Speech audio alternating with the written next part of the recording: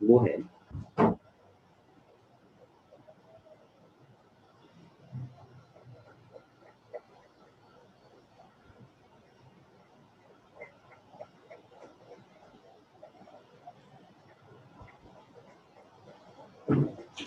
Energy bands in solids.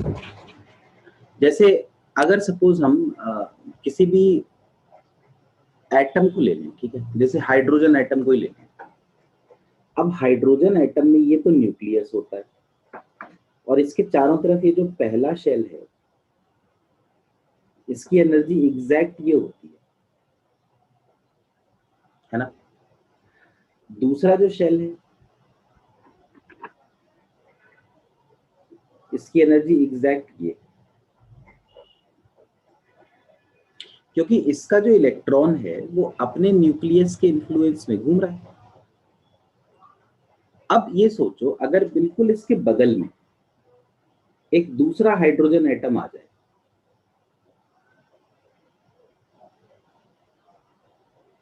तो उसका भी ये इलेक्ट्रॉन है।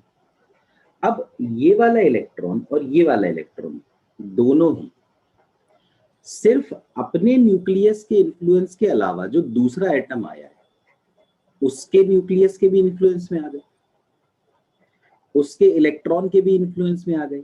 इसीलिए आपको पता होगा एक कोवेलेंट बॉन्डिंग होती है। उसमें क्या होता है, अब ये हाइड्रोजन का एटम इधर आके हो सकता है इसके चारों तरफ ऐसे घूमने लगे, फिर हो सकता है यही यहां घूमने लगे। तो अपन ये कहते हैं ना, इसमें दोनों ने शेयर कर लिया अपना एक एक इलेक्ट्रॉन और H2 बना लिया। समझ रहे हो?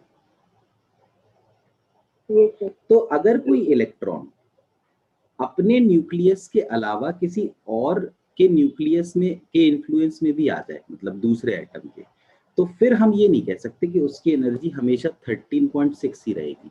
क्योंकि 13.6 जो हमने निकाला था, ये हमने सिर्फ ये लॉजिक लगा के निकाला था कि भाई ये अपने न्यूक्लियस के अराउंड घूम रहा है। तो ऐसा जो फिनोमेना है वो सॉलिड्स में बहुत होता है। क्योंकि क्या होता है, सॉलिड में जो एटम्स हैं वो एक दूसरे के इतने पास आ जाते हैं कि जो इलेक्ट्रॉन्स हैं, अब जैसे सपोज अगर हम बात करें सिलिकॉन की या कार्बन की, तो उसमें तो बहुत सारे इलेक्ट्रॉन्स हैं, एक सिंगल तो है नहीं। तो अगर कार्बन कार्बन की बॉन्डिंग हो जाए, सिलिकॉन सिलिकॉन की बॉन्डिंग हो जाए, तो एक इलेक्ट्रॉन अपने न्यूक्लियस के अलावा बाकी न्यूक्लियस के इन्फ्लुएंस में भी आ जाता है। इसीलिए जैसे ये एनर्जी है -13.6। अब ये एनर्जी तो ये सोचकर बनाई गई थी कि वो सिर्फ अपने न्यूक्लियस के इन्फ्लुएंस में, लेकिन अगर वो इसके अलावा बाकी न्यूक्लियस के इन्फ्लुएंस में, बाकी इलेक्ट्रॉन्स के इन्फ्लुएंस में आया, तो हो सकता है उसकी एनर्जी थोड़ी सी ज्यादा हो जाए, -13.59 हो जाए। ये भी हो सकता है थोड़ी और ज्यादा हो जाए। ऐसा नहीं होगा कि बहुत ज्यादा डिफरेंस आए, -13.58 हो जाए मान लो, और थोड़ी ज्यादा हो जाए, या हो सकता है बाई चांस थोड़ी सी कम हो जाए।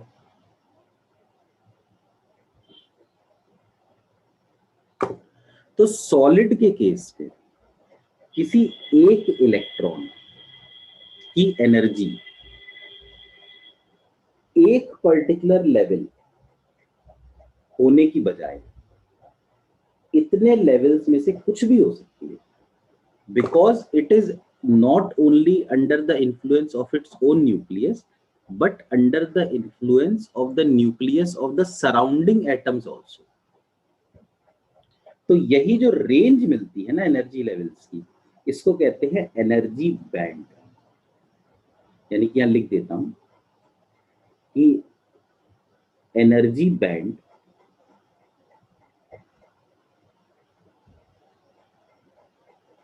is the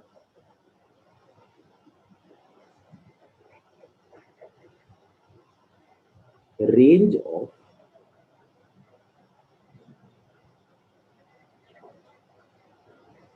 energy levels available to an electron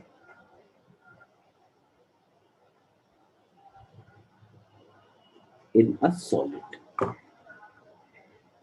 Range of energy levels available to an electron in a solid.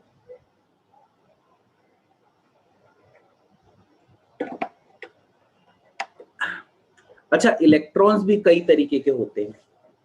जैसे कि कुछ इलेक्ट्रॉन्स तो वो होते हैं जो आउटर मोस्ट ऑर्बिट में घूम रहे होते हैं, लेकिन ऐसा नहीं होता कि वो आउटर मोस्ट ऑर्बिट को छोड़कर चले जाए। जैसे हाइड्रोजन का एटम है, तो हाइड्रोजन का जो एटम है उसका इलेक्ट्रॉन उसके चारों तरफ घूमता रहेगा इन द फर्स्ट ऑर्बिट, लेकिन ऐसा थोड़ी कि उसको छोड़कर चला जाएगा। मतलब एक होते हैं वैलेंस इलेक्ट्रॉन्स जो आउटर मोस्ट ऑर्बिट में घूमे, लेकिन ऐसा नहीं कि छोड़ के चले जाएं। जो छोड़कर चले गए वो कहलाते हैं फ्री इलेक्ट्रॉन्स, है ना। तो सबसे पहले होते हैं वैलेंस इलेक्ट्रॉन्स। तो यहां हम लिख लेते हैं कि the range of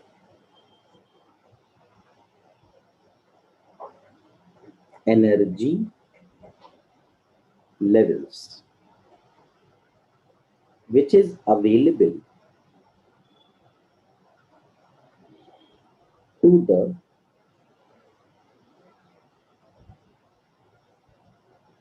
electrons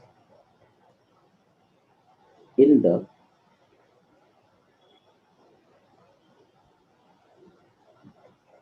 outermost orbit. The range of energy levels available to the electrons in the outermost orbit is called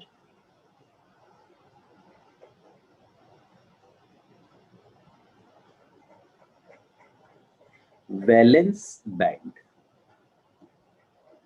इस तरीके से बनता है।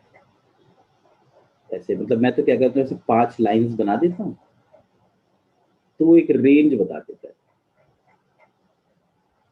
इसको अपन कहते हैं वैलेंस। अब जैसे मान लीजिए अगर हम बात करें, कोई भी एक एलिमेंट ले लेते हैं, जैसे कि सपोज फॉस्फोरस ले लिया।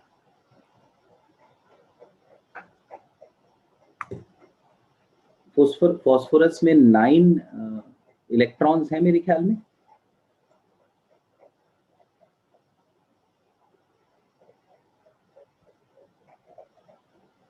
बताइए।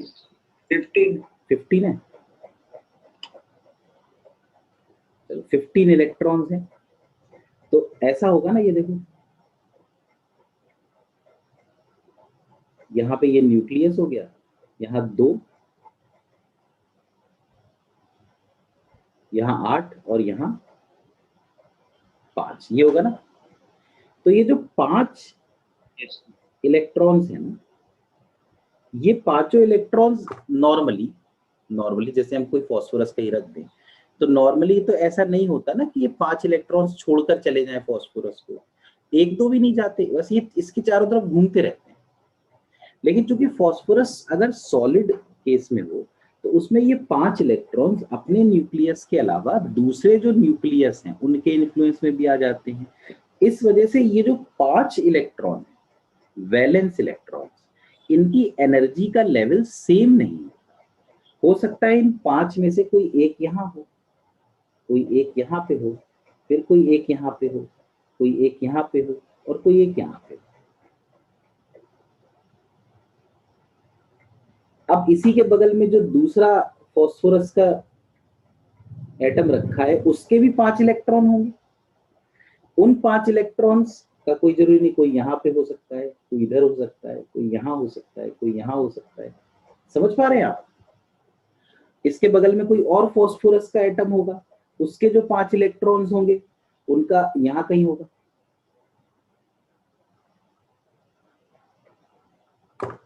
कुछ लॉजिक मेरे ख्याल में क्लियर हो रहा है वैलेंस बैंड का।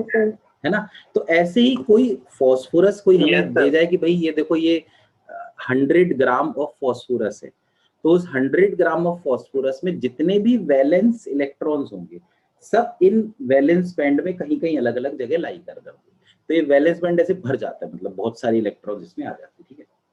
अब मान लीजिए आप फास्फोरस को एनर्जी सप्लाई करना शुरू करें, हीट एनर्जी, लाइट एनर्जी, ठीक है, किसी भी तरीके से, ताकि इलेक्ट्रॉन निकल पाए। तो इलेक्ट्रॉन निकालने के लिए हमें इलेक्ट्रॉन को कुछ एनर्जी देनी पड़ेगी। अब अगर हम एनर्जी देंगे और ज्यादा एनर्जी होने की वजह से इलेक्ट्रॉन फास्फोरस को छोड़कर बाहर निकला, तो जो इलेक्ट्रॉन बाहर निकला वो फ्री इलेक्ट्रॉन बन गया।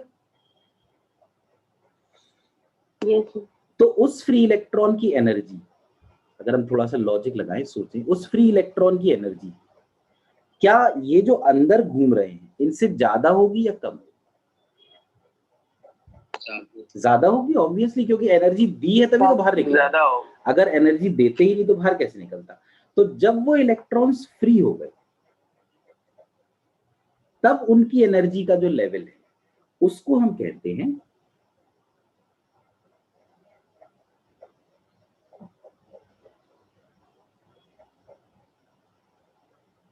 Conduction band. अब कंडक्शन बैंड क्या होता है? देखो वैलेंस बैंड की तो ये डेफिनेशन थी। कंडक्शन बैंड क्या होता है? It is the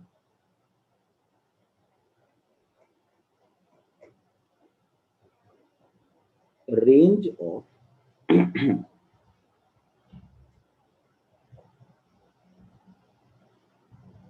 energy levels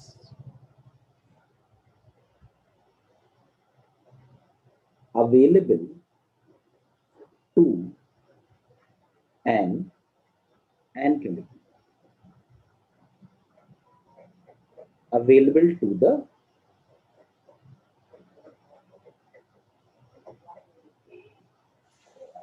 free electrons। तो जैसे यहां नीचे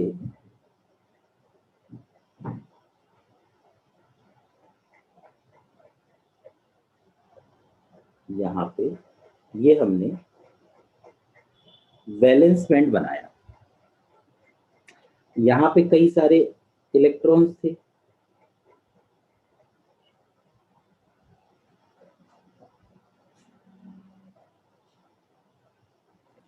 जब इन इलेक्ट्रॉन्स को एनर्जी दी गई तो ये एक ऊपर वाले लेवल में चले गए।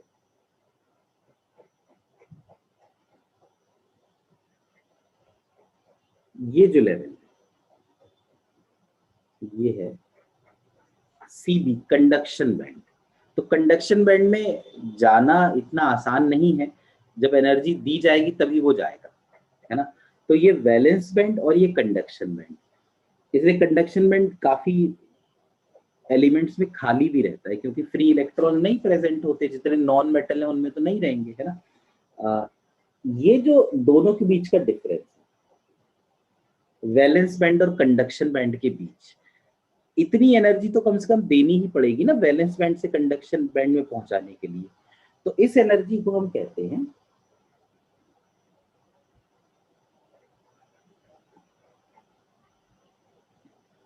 Energy gap.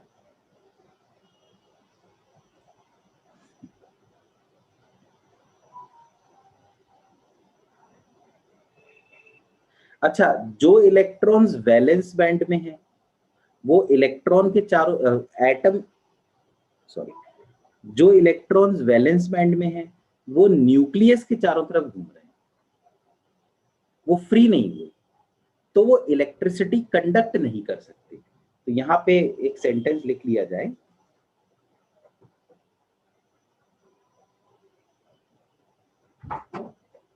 कि electrons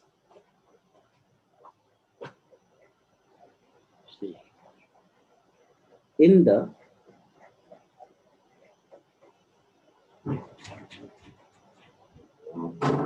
valence band are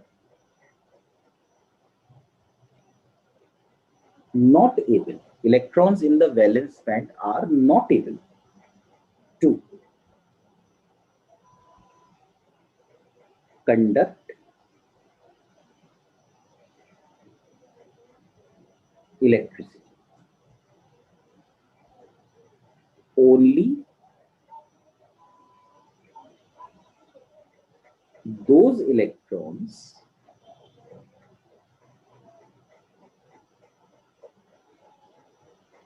which are in the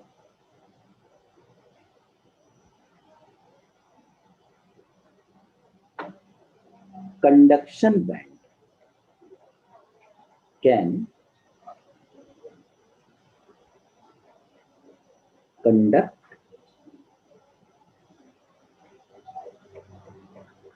electricity. तो क्या आपको ये वाला डायग्राम समझ में आया? बताइए। Yes sir. पूरा जो सेमीकंडक्टर का लॉजिक है वो इसी डायग्राम पे बेस्ड है। वैलेंस बैंड, कंडक्शन बैंड और एनर्जी गैप। यहाँ पर मैं एनर्जी गैप के बारे में और लिख देता हूँ कि what is energy gap.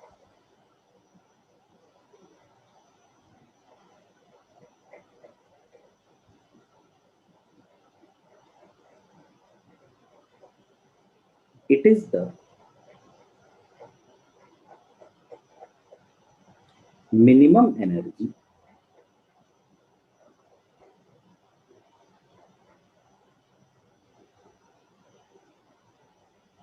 required to transfer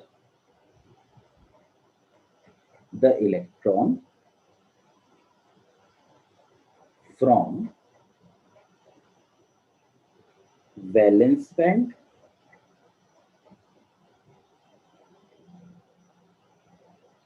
to the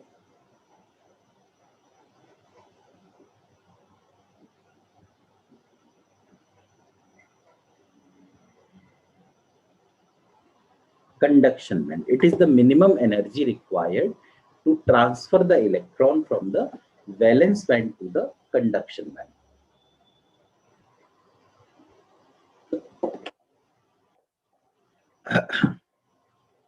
अब ये जो पूरी थ्योरी है ना, इस थ्योरी को कहते हैं बैंड थ्योरी। तो यहां पर मैं लिखता हूं classification of elements on the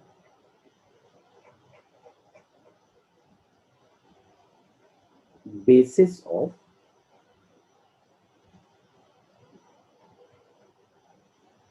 band theory.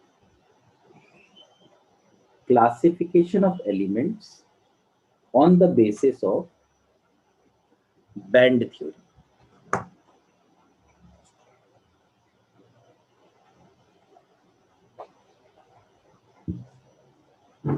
देखो एलिमेंट्स अलग अलग तरह के होते हैं। जैसे सबसे पहले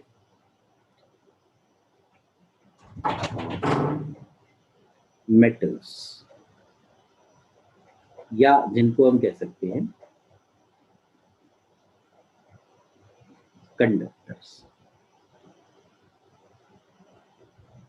तो मेटल्स या कंडक्टर्स में क्या होता है, जैसे ये वैलेंस बैंड है,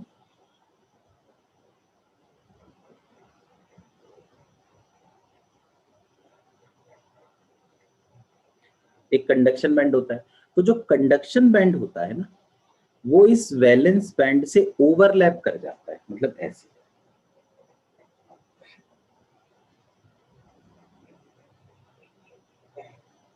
ऐसे। तो इन केस ऑफ मेटल्स या conductors, the valence band and conduction band overlap. अच्छा, ओवरलैप करने से क्या होगा? वैलेंस बैंड में बहुत सारे इलेक्ट्रॉन्स हैं, यहां मैं रेड कलर से बना दूंगा,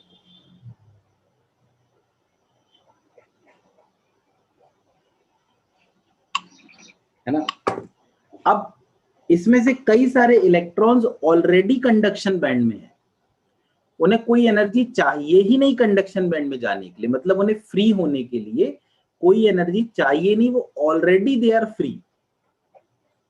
तो अगर वो पहले ही फ्री हैं तो मेरे ख्याल में उनको इलेक्ट्रिसिटी कंडक्ट कराने में कोई प्रॉब्लम तो होगी नहीं। तो इसीलिए ये मेटल है, गुड कंडक्टर है, क्योंकि इनमें पहले ही जितने इलेक्ट्रॉन है वो पहले ही फ्री हैं। अच्छा, एक दूसरा हो गया,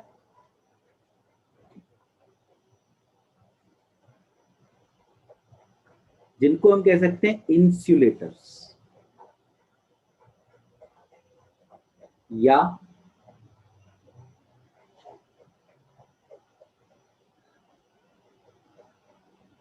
नॉन कंडक्टर्स, इंसुलेटर्स या फिर नॉन कंडक्टर्स। तो जो इंसुलेटर हैं या जो नॉन कंडक्टर हैं उनमें ये वैलेंस बैंड है,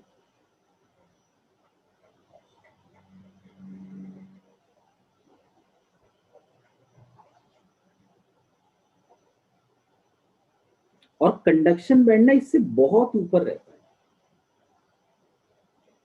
मतलब कि इनके बीच का जो एनर्जी का गैप है ना वो बहुत ज्यादा होता है। और एक्चुअली इसकी एक प्रिसाइज वैल्यू है कि एनर्जी का गैप अगर 3 इलेक्ट्रॉन वोल्ट से ज्यादा। अब ऐसे में क्या होता है, देखो जो भी आउटर मोस्ट ऑर्बिट में इलेक्ट्रॉन्स हैं वो आउटर मोस्ट में रहे।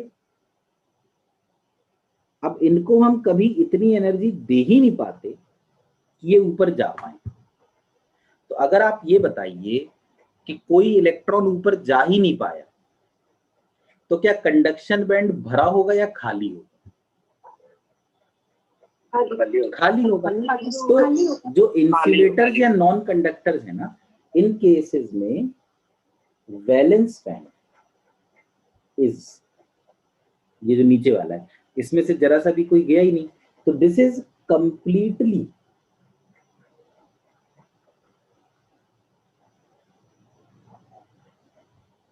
फिल्ड, पूरा भरा है। And conduction band is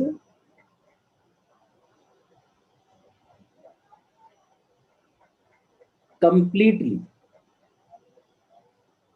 empty, पूरा खाली है।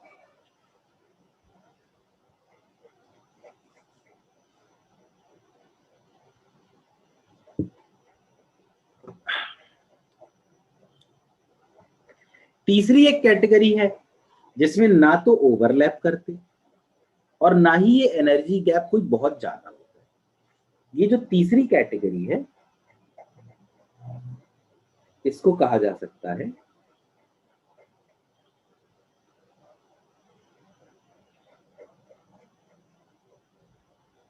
सेमीकंडक्टर्स वाली कैटेगरी। इस केस में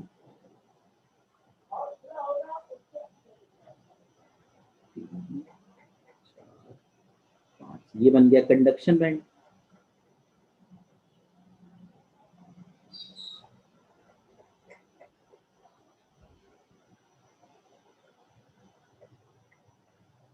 ये बन गया वैलेंस बैंड। वैसे तो वैलेंस बैंड में ही होते हैं सब। अब देखो इसमें एक्चुअली फर्मी ने एक बात कही थी। फर्मी ने कहा था कि अगर सपोज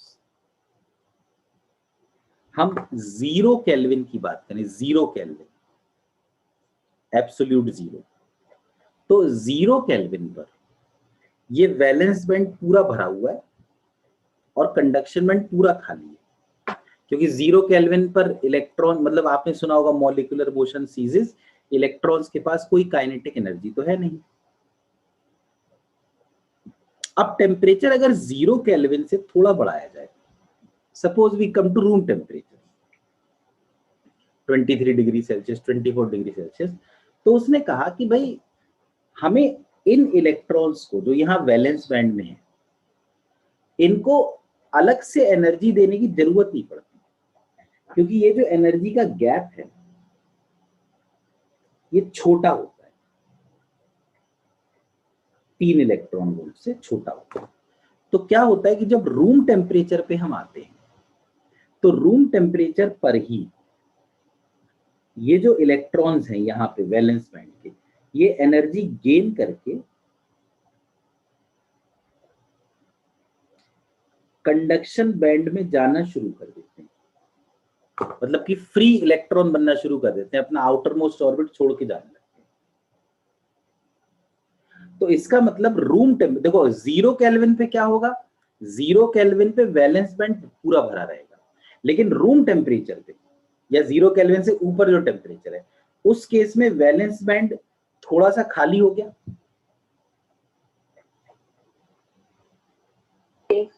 और कंडक्शन बैंड थोड़ा सा भर गया।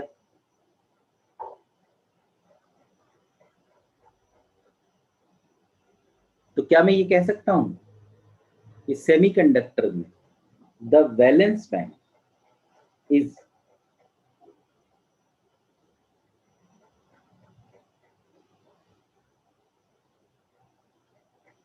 पार्शियली एम्प्टी, थोड़ा सा खाली हो चुका, and the conduction band is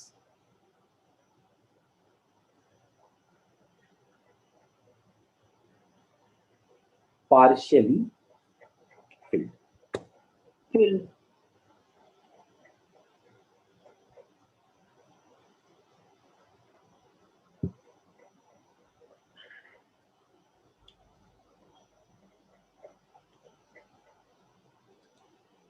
तो तीनों के बीच का डिफरेंस तो मेरे ख्याल में समझ में आ ही गया होगा, ठीक है। अच्छा, अब सेमीकंडक्टर्स में एक चीज ये है, जैसे आप ये देखिए कि वैलेंस बैंड जो है, यहां से इलेक्ट्रॉन्स कंडक्शन बैंड में जा रहे हैं। तो जैसे इस इलेक्ट्रॉन की जो गया, ये इलेक्ट्रॉन जब यहां से ऊपर गया तो यहाँ वैलेंस बैंड में एक इलेक्ट्रॉन की कमी हो गई, जिसको मैं ग्रीन कलर से डिनोट कर रहा हूँ, ठीक है। यहाँ देखो वैलेंस बैंड में फिर एक इलेक्ट्रॉन की कमी हो गई, इसको भी मैं ग्रीन कलर से डिनोट कर रहा हूँ। ये जो इलेक्ट्रॉन की कमी है इसको हम कहते हैं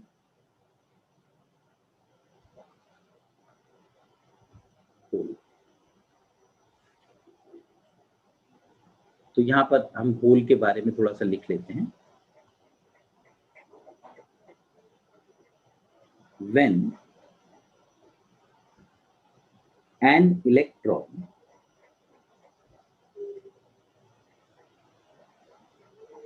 goes from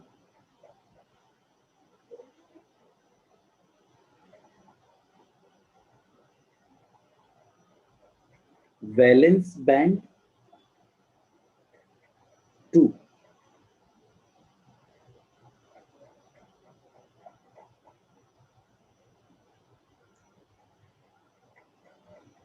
conduction band, then a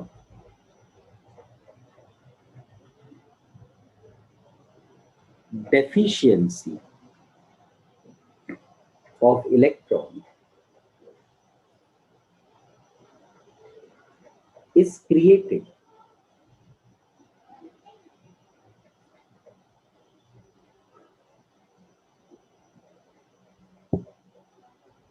in the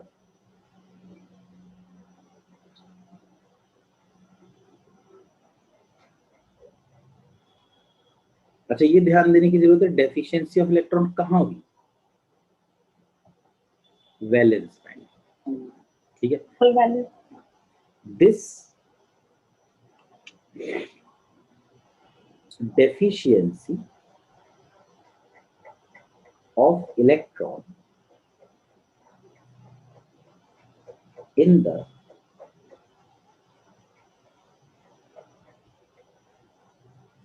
valence band is called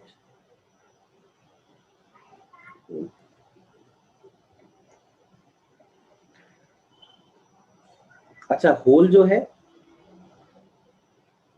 whole has a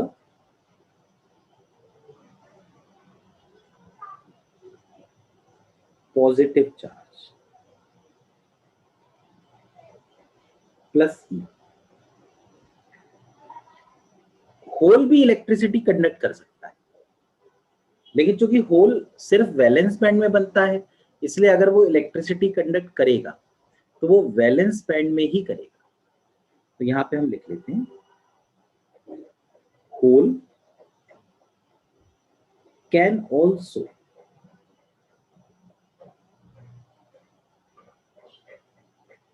conduct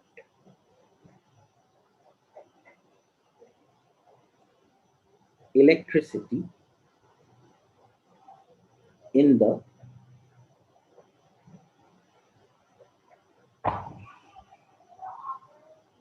valence band. अच्छा, अब होल है वैलेंस बैंड में, इलेक्ट्रॉन जो फ्री इलेक्ट्रॉन है वो कंडक्शन बैंड में है। तो बस एक टर्म और है, मतलब एक सेंटेंस और है कि मोबिलिटी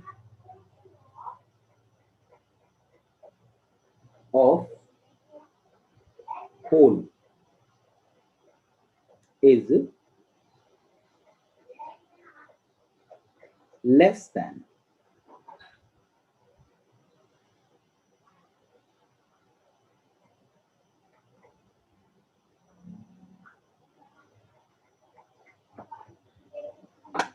मोबिलिटी ऑफ इलेक्ट्रॉन। तो ये बताइए, इतना क्लियर हुआ? Yes, sir. तो होल्स भी मोबाइल है। Yes, sir. होल भी चल सकते हैं, जैसे फ्री इलेक्ट्रॉन चलते हैं ना, होल भी चल सकते हैं। अभी हम देखेंगे होल का कैसे चलता है, होल कैसे मूवमेंट करता है।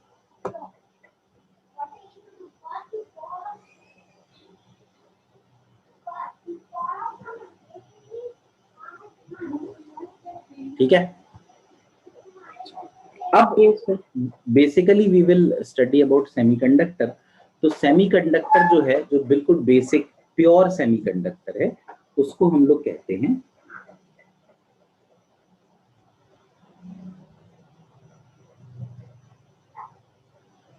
इंट्रिंसिक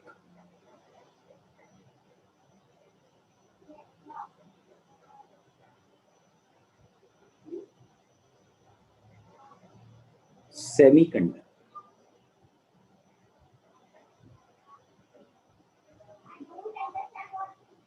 इंट्रिंसिक सेमीकंडक्टर का मतलब है प्योर सेमीकंडक्टर।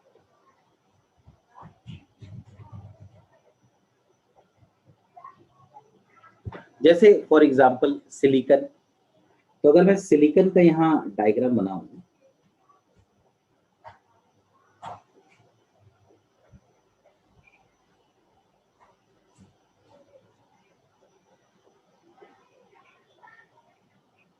ये इस तरीके से, तो हर सिलिकन के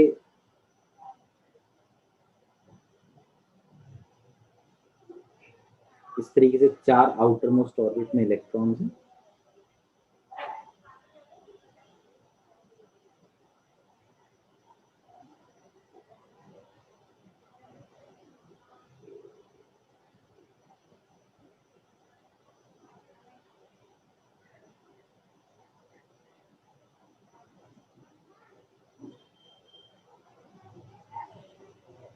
ये अब ये सब एक दूसरे के साथ कोवेलेंट बॉन्ड बनाए हुए हैं।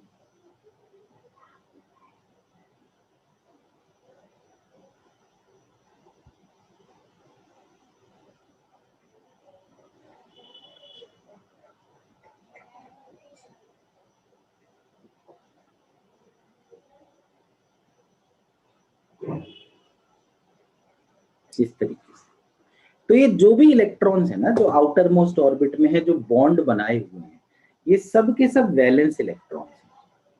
ये जो इलेक्ट्रॉन्स आपको यहाँ दिख रहे हैं सिलिकन के जो 4 ये सब वैलेंस बैंड में है। यहाँ बना देता हूँ वैलेंस बैंड।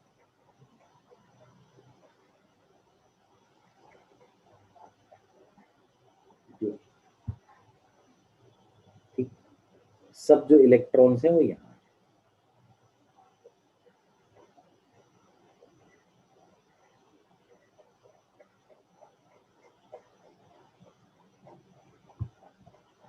ऊपर है कंडक्शन बैंड।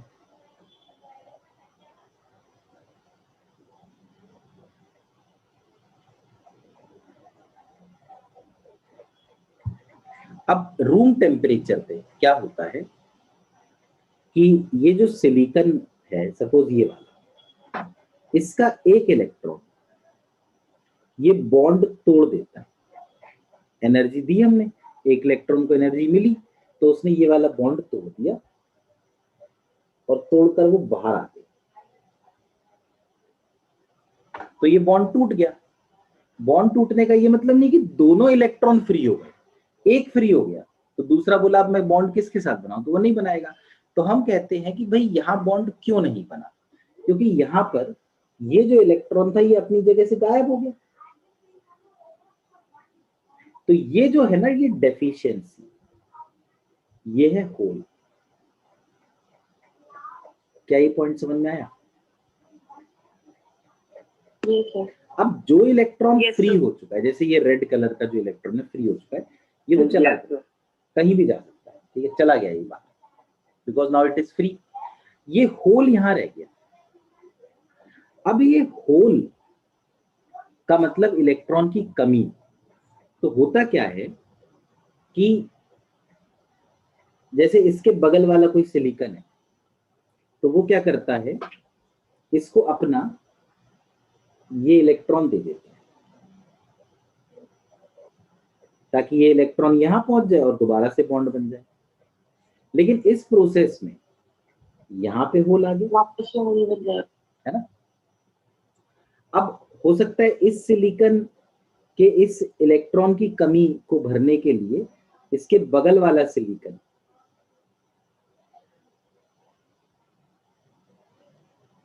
इसको अपना इलेक्ट्रॉन दे दे, तो ऐसे में देखो यहां कमी हो गई। मतलब आप देखिए कि वो जो होल है ना, वो बॉन्ड के अंदर ट्रेवल करता रहेगा, एक एटम से दूसरे एटम। ये इलेक्ट्रॉन जैसे फ्री हुआ था, यहां पहुंच गया था, तो यहां होल है। अब ये होल ना इसी वैलेंस बैंड में ही ट्रेवल करता रहेगा, वैलेंस बैंड में ही चलता रहेगा। और जो कंडक्शन बैंड है, ये इलेक्ट्रॉन कंडक्शन बैंड में चलता रहेगा। क्या ये लॉजिक समझ में आया? बताओ कि होल कैसे चल रहा है। असल में होल के चलने का मतलब बस यही लॉजिक है कि जो बगल वाला सिलिकॉन था उसने अपना इलेक्ट्रॉन दे दिया। तो हम ये कहते हैं भाई होल अब वहां पहुंच गया, है ना।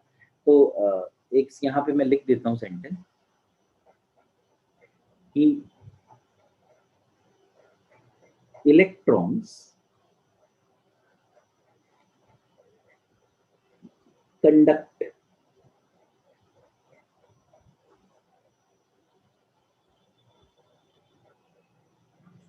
electricity in the conduction band.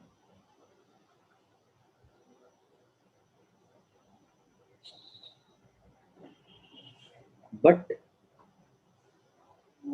holes conduct electricity in the valence band.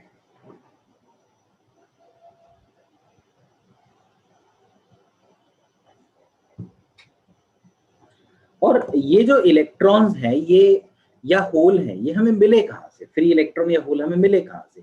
जब कोवेलेंट बॉन्ड टूटा तब मिला ना, एक इलेक्ट्रॉन और एक होल। तो यहां मैं लिख देता हूं कि in case of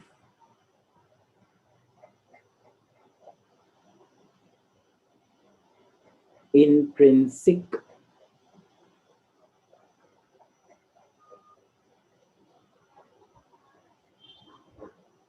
semiconductors, in case of intrinsic semiconductors, we get free electrons and holes only by breaking of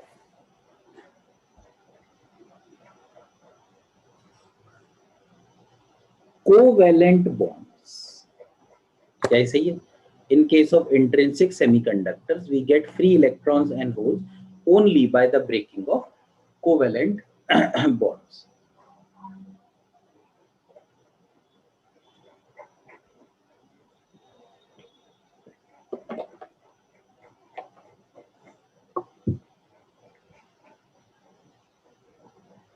तो अगर जैसे एक बॉन्ड टूटा, ये वाला बॉन्ड टूट गया,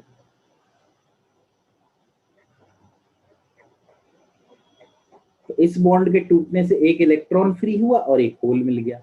तो हमेशा ही एक्चुअली इंट्रिंसिक में जो इलेक्ट्रॉन्स का नंबर होगा ना और जो होल्स का नंबर होगा वो बराबर होगा। और इसको कई लोग ये भी लिख देते कि Ne और NH दोनों चूंकि बराबर है ना, तो इसको कई बार लिख देते हैं Ni। Ni मतलब कि the number of charge carriers in the intrinsic semiconductor. अब बात यह है कि बॉन्ड टूटेंगे भी तो कितने बॉन्ड टूटेंगे? ऐसा तो है नहीं कि सारे ही बॉन्ड टूट जाए, तो बहुत कम बॉन्ड टूट पाते हैं, बहुत कम इलेक्ट्रॉन्स होते हैं, बहुत कम होल्स होते हैं, इसलिए इसकी जो कंडक्टिविटी होती है ना बहुत कम होती है। The conductivity of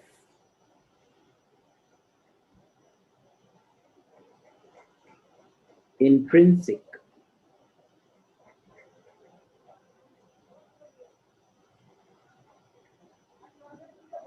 semiconductors is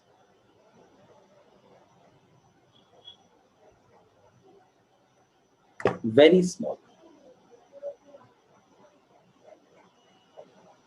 The conductivity of intrinsic semiconductors is very small.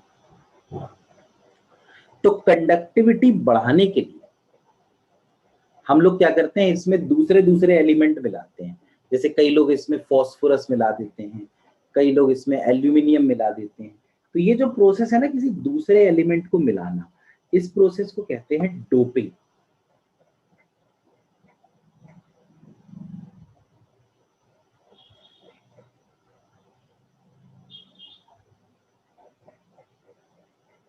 Doping. तो what do we mean by doping, यहां लिख देते हैं। It is the process of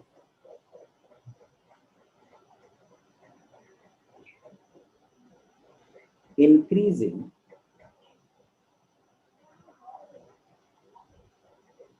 the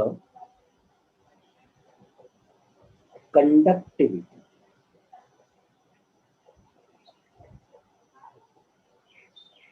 of an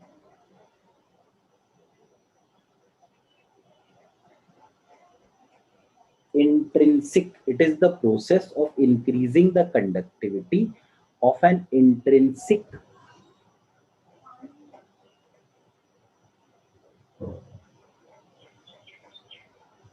semiconductor by adding extra electrons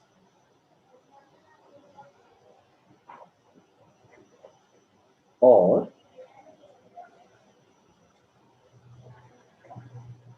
extra holes, extra electrons और extra holes। तो कहां से हम लाएं एक्स्ट्रा इलेक्ट्रॉन्स, एक्स्ट्रा होल्स कहां से लाएं? This is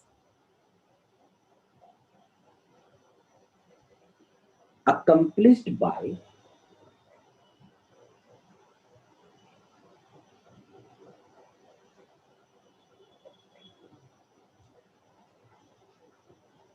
doping. वैसे डोपिंग ही तो पढ़ रहे हैं तो इसको मैं अलग वर्ड लिखता हूं, mixing. the intrinsic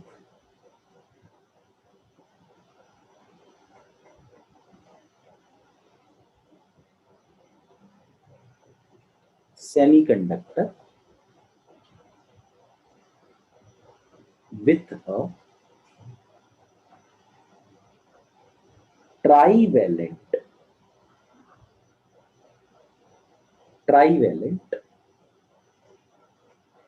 or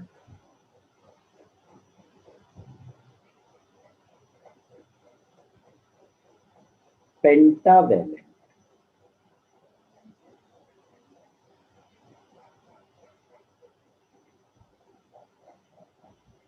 impurity. Trivalent मतलब होता है जिसमें लास्ट में 3 इलेक्ट्रॉन्स हो, पेंटावैलेंट मतलब जिसमें लास्ट में 5 इलेक्ट्रॉन्स हो. आफ्टर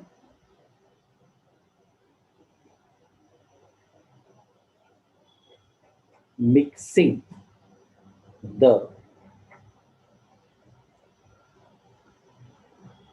impurity मिक्स करने के बाद द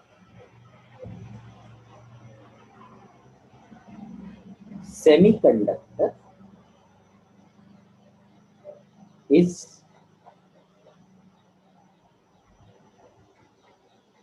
known as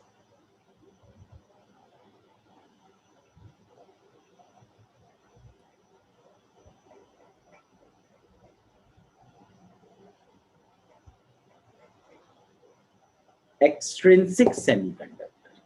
इसका नाम इंट्रिंसिक से बदल के क्या हो जाता है, एक्सट्रिंसिक सेमीकंडक्टर. अब ये जो एक्सट्रिंसिक सेमीकंडक्टर है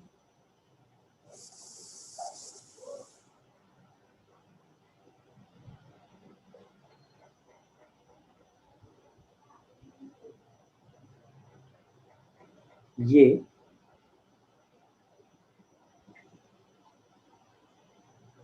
दो तरह का होता है.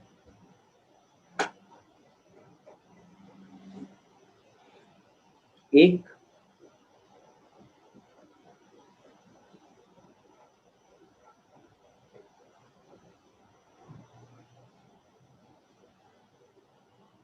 होता है पी टाइप सेमीकंडक्टर और एक होता है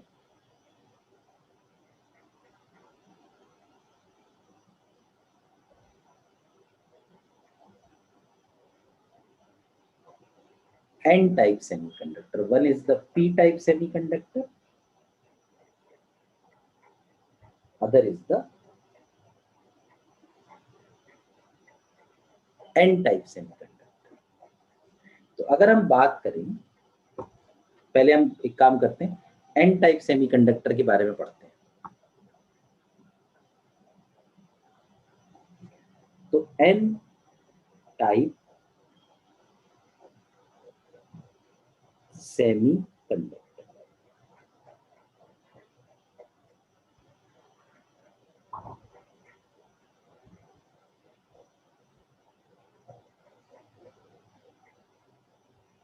N टाइप सेमीकंडक्टर के बारे में यहां लिखते हैं कि it is actually N type semiconductor तब बनता है जब हम कोई पेंटावैलेंट इंप्योरिटी मिलाते हैं, जैसे कि फास्फोरस होता है, आर्सेनिक, आपने सुना होगा आर्सेनिक होता है ना. तो फास्फोरस या आर्सेनिक बेसिकली मिलाते हैं तो it is produced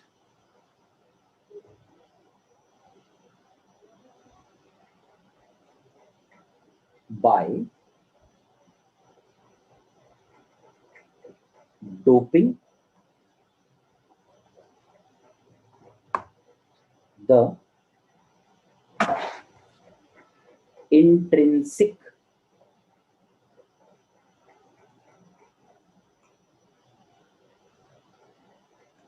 semiconductor with a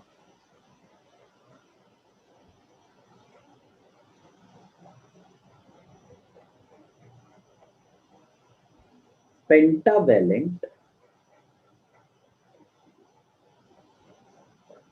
impurity. ठीक है, पेंटावेलेंट इम्प्योरिटी। अच्छा एक चीज और, एन टाइप सेमीकंडक्टर मतलब ऐसा बिल्कुल नहीं होता कि इस पे निगेटिव चार्ज, पी टाइप का मतलब भी ये नहीं होता कि उस पे पॉजिटिव चार्ज। ठीक है, तो एन टाइप सेमीकंडक्टर या पी टाइप सेमीकंडक्टर दोनों ही न्यूट्रल होते हैं। तो यहां लिख भी देते हैं कि दिस सेमीकंडक्टर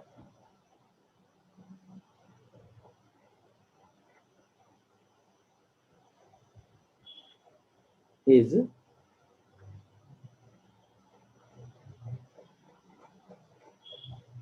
electrically न्यूट्रल। ये जो सेमीकंडक्टर है ये इलेक्ट्रिकली न्यूट्रल है। अब है क्या, देखो कैसे बनाते हैं इसको। जैसे यहां मैं लिख देता हूं भाई, ये आपने सुना होगा कार्बन होता है, फिर सिलिकॉन होता है, फिर होता है जर्मेनियम, फिर होता है टिन, और फिर है लेड। फिर कार्बन के इधर, मतलब कार्बन में तो 4 होते हैं ना, कार्बन सिलिकॉन में 4 वैलेंस इलेक्ट्रॉन्स होते हैं ना। इसके बाद पेंटावेलेंट होता है नाइट्रोजन, फॉस्फोरस, आर्सेनिक, एंटीमनी और बिस्मथ। ठीक है, अब जैसे देखो मैंने सिलिकॉन को बनाया यहाँ पे,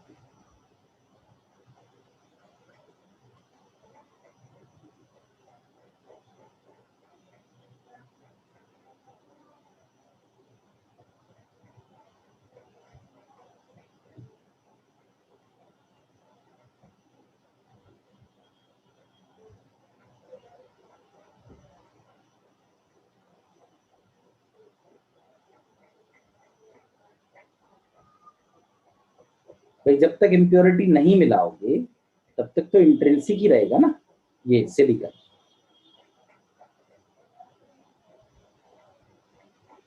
Yes, sir. ठीक है, और इसमें ऐसे बॉन्डिंग रहेगी।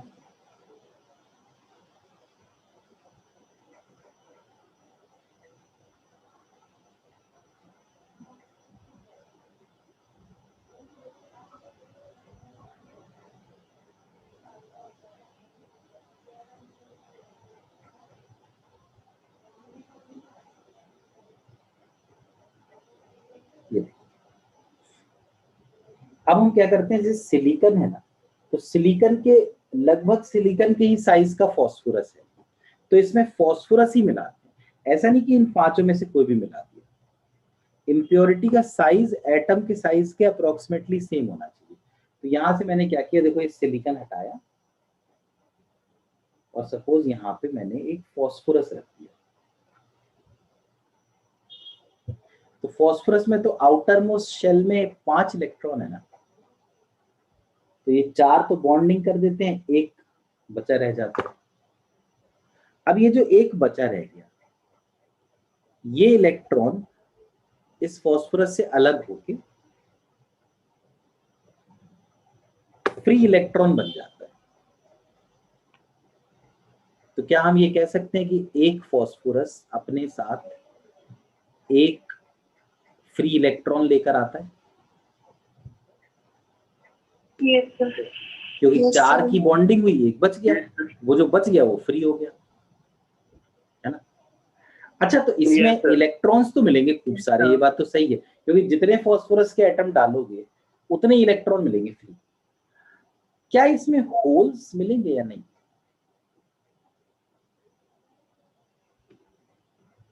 No, sir. No.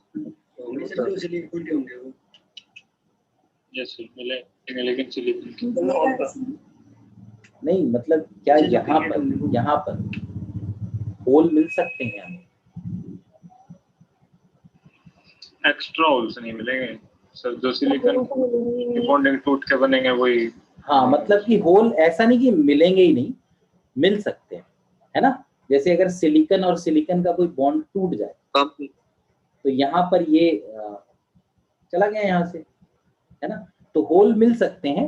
लेकिन होल यहाँ पर जनरेट सिर्फ एक ही तरीके से हो सकते हैं, कोवेलेंट बॉन्ड की ब्रेकिंग से। तो होल्स यहां पर एक ही तरीके से जनरेट हो सकते हैं ड्यू टू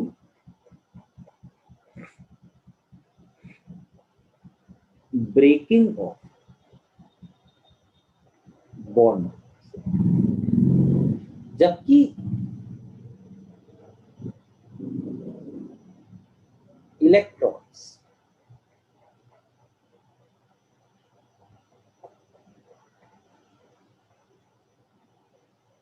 एक तो इम्प्योरिटी एटम से मिल रहे हैं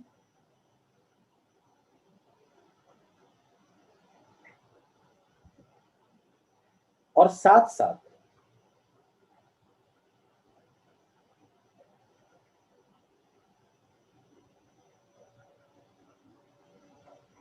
ब्रेकिंग ऑफ बॉन्ड से भी मिल रहे हैं, दोनों तरीकों से मिल रहे हैं।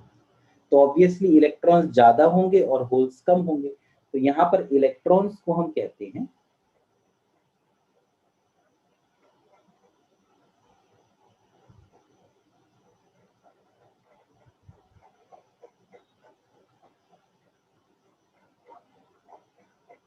मेजॉरिटी चार्ज कैरियर्स और होल्स को हम कहते हैं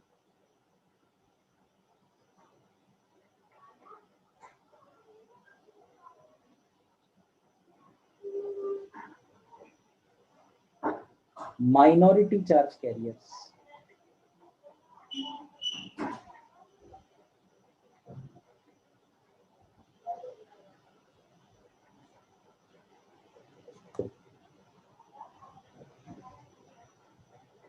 तो चूंकि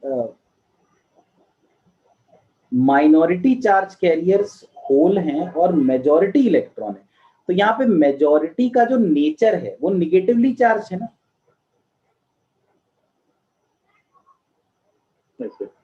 इसीलिए इसका नाम एन टाइप है। एन टाइप कहने का मतलब है कि इस सेमीकंडक्टर में जो मेजॉरिटी चार्ज कैरियर्स है दे आर निगेटिव। अच्छा, एक चीज और है, यहाँ पर इलेक्ट्रॉन्स का नंबर होल के नंबर से बहुत ज्यादा होता है। यही सेमीकंडक्टर जब इंट्रिंसिक था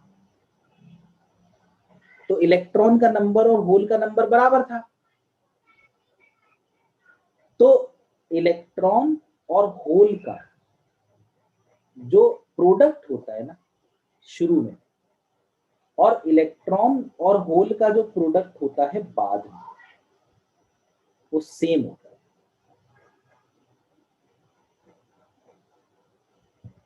तो शुरू में तो जो इनिशियली जो था Ne और NH दोनों ही Ni के बराबर थे, तो इसको Ni का स्क्वायर लिख देते हैं और Ne इंटू NH बाद में होगा।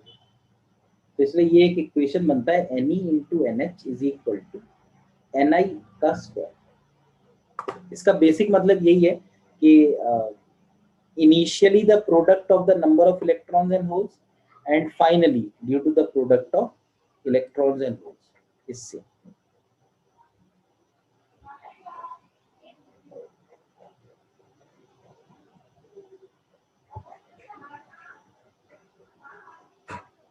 आया समझ में?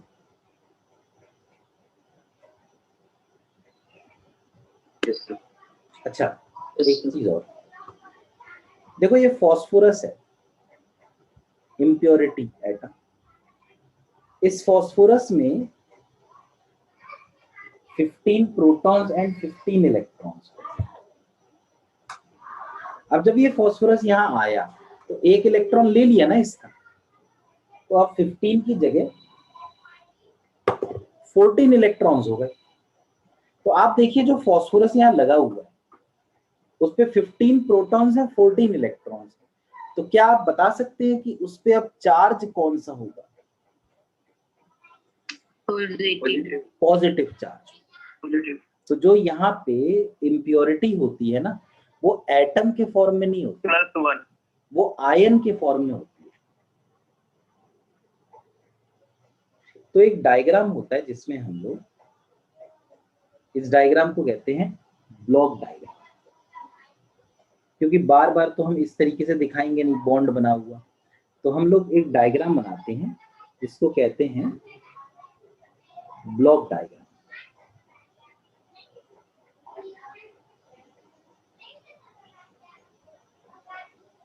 अब ये जो ब्लॉक डायग्राम है ना, इसमें दो चीजें दिखाते हैं। एक सबसे पहली चीज तो हम इसमें दिखाते हैं इमूवेबल आयंस, और दूसरा इसमें दिखाते हैं majority charge carriers. Immovable ions and majority charge carriers. जैसे ये देखो, ये मैंने एक ब्लॉक बनाया और मैं ब्लॉक डायग्राम बना रहा हूं एन टाइप सेमीकंडक्टर। तो एन टाइप सेमीकंडक्टर में फॉस्फोरस प्रेजेंट है जिसका एक इलेक्ट्रॉन ले लिया गया है, तो वो फॉस्फोरस पॉजिटिव आयन बन चुका है। तो मैं यहां पर इस तरीके से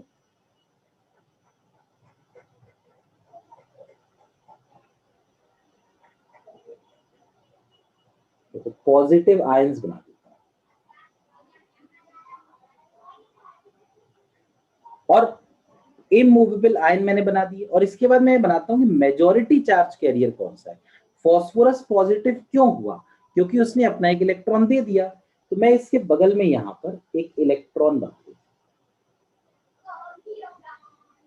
ये इलेक्ट्रॉन वही है जो फॉस्फोरस ने दिया है,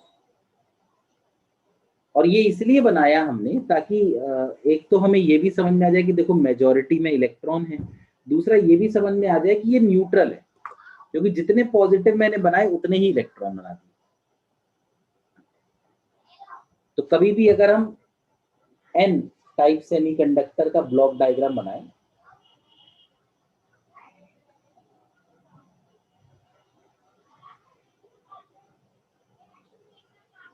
तो उसमें ऐसे पॉजिटिव आयंस बना दें और साथ में इलेक्ट्रॉन्स बना दें।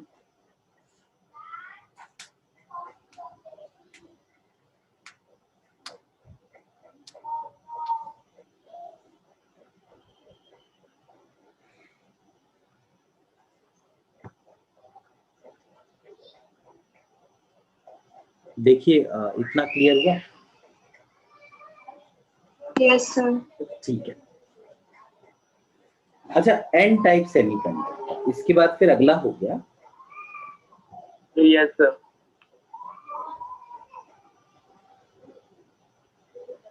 P type.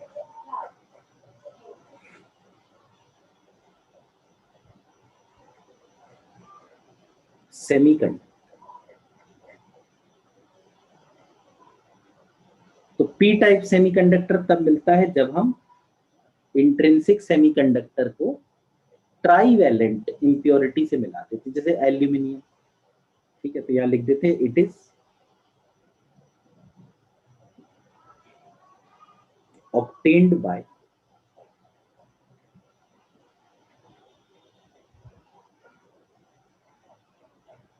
doping the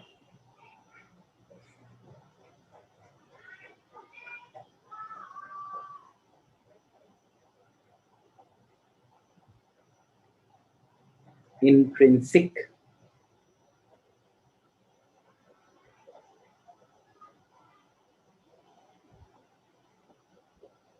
semiconductor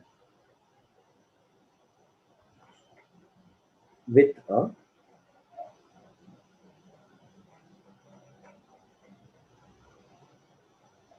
trivalent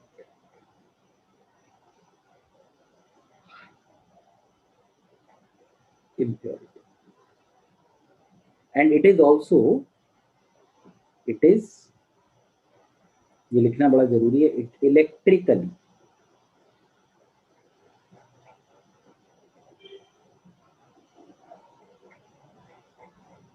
neutral। अच्छा, अब जैसे ट्राईवैलेंट देख लेते हैं। कार्बन था, फिर सिलिकॉन था, फिर जर्मेनियम था, फिर टिन, और फिर लेड। और इससे पहले ट्राईवैलेंट है जैसे बोरोन, एल्यूमिनियम, गैलियम, फिर इंडियम, और फिर थैलियम।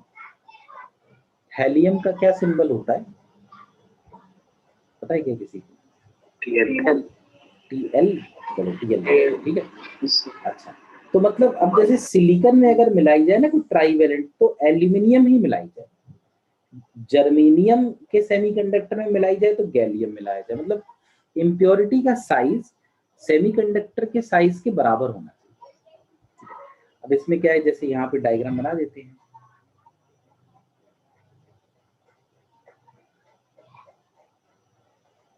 इंट्रिंसिक सेमीकंडक्टर का डायग्राम देखो, ऊपर से कॉपी कर लेते हैं।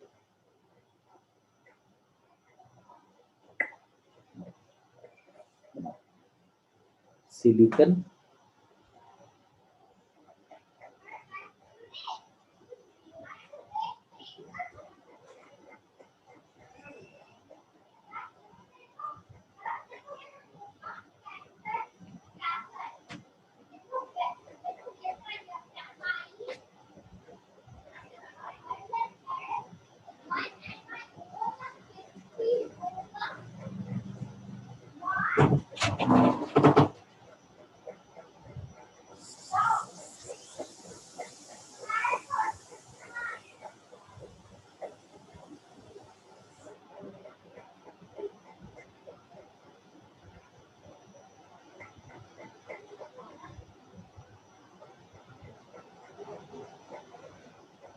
ये ठीक है। अब ये तो इंट्रिंसिक है,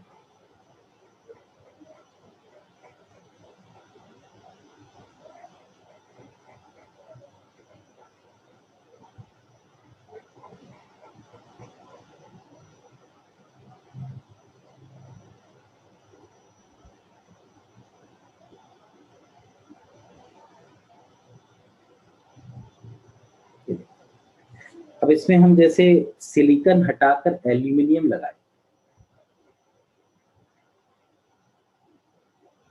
तो जो एल्यूमिनियम है ना, उसमें आउटर मोस्ट शेल में सिर्फ 3 इलेक्ट्रॉन है। तो मैंने यहाँ 3 दिखाई, और एक यहाँ पर मैंने दिखा दिया इलेक्ट्रॉन है नहीं,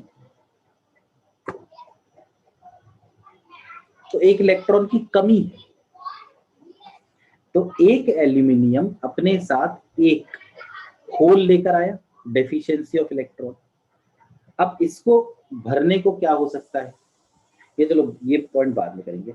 दूसरा एक ये भी हो सकता है कि जैसे सिलिकॉन और सिलिकॉन के बीच कोई कोवेलेंट बॉन्ड टूट जाए, तो अगर कोई कोवेलेंट बॉन्ड टूट गया तो ये इलेक्ट्रॉन चला जाएगा और एक होल यहां मिल जाएगा। मतलब होल 2 तरीकों से मिलेगा, एक तो जो इम्प्योरिटी आई वो लेकर आई, और दूसरा जो कोवेलेंट बॉन्ड है वो टूटा।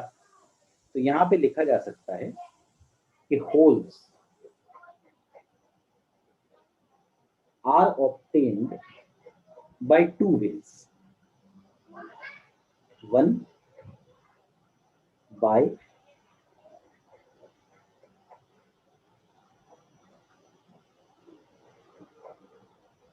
breaking of bonds, and second, by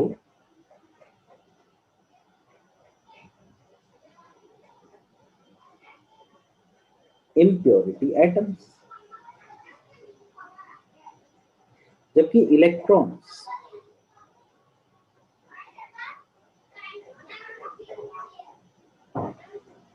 are obtained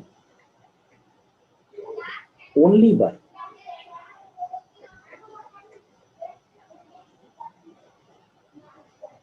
breaking of bonds. इसलिए जो होल्स हैं उनको कहा जाता है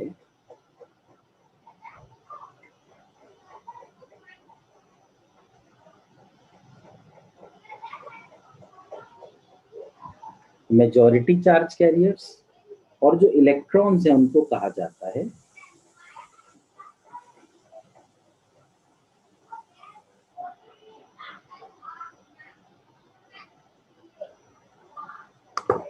माइनॉरिटी चार्ज कैरियर्स।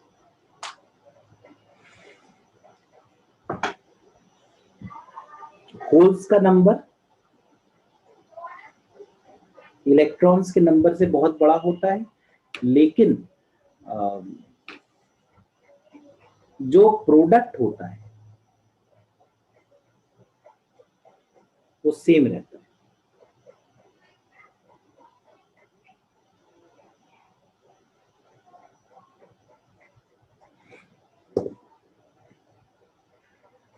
अच्छा, तो इसमें majority charge carrier positively charge है ना होल, इसलिए इसको पी टाइप सेमीकंडक्टर कहते हैं।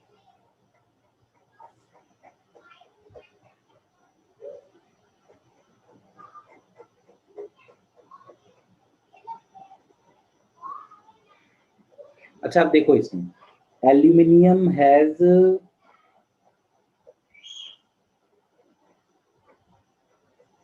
13 protons and 13 electrons.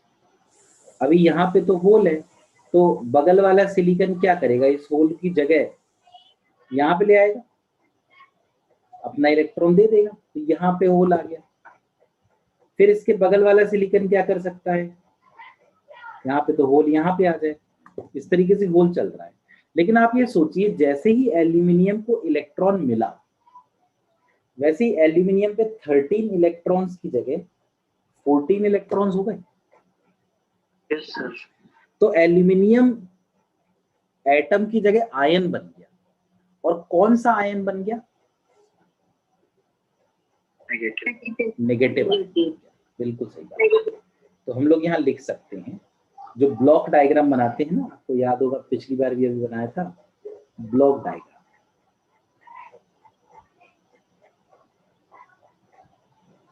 Block diagram में एक तो हम दिखाएंगे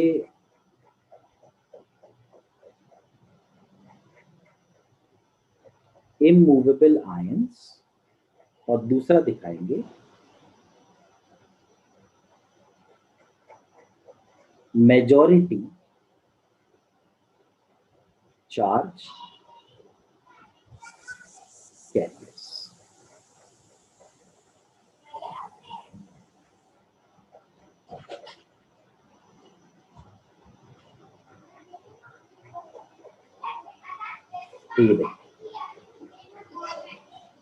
ये है ब्लॉक डायग्राम।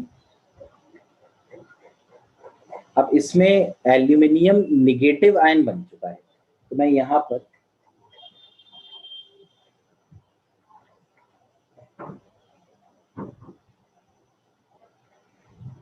बहुत सारे ऐसे निगेटिव आयंस बना देता हूं। और ये क्यों निगेटिव है, क्योंकि इन्होंने एक होल दिया, ठीक है। तो इसके बगल में जो होल इससे मिला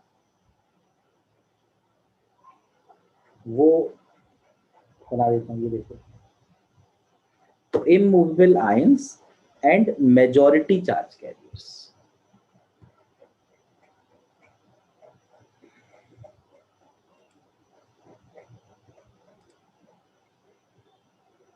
तो आपको पी टाइप और एन टाइप क्लियर हुआ क्या, बताइए। Yes sir. Yes sir. अच्छा, पी टाइप और एन टाइप को मिलाकर पीएन जंक्शन डायोड बन जाती है। तो अगला पॉइंट हो गया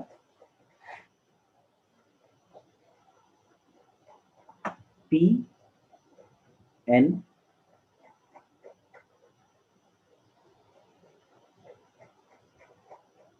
जंक्शन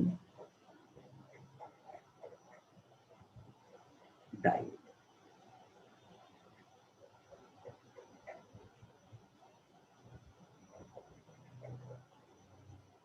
तो यहां लिख देते हैं, इट इज फॉर्म्ड, कैसे बनती है, it is formed by growing a P type and N type.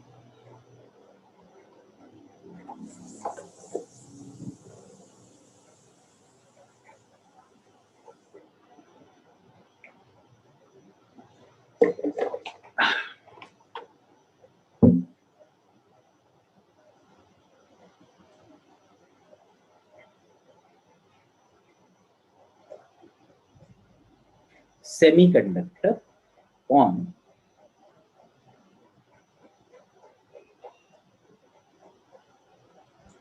different sides of the same intrinsic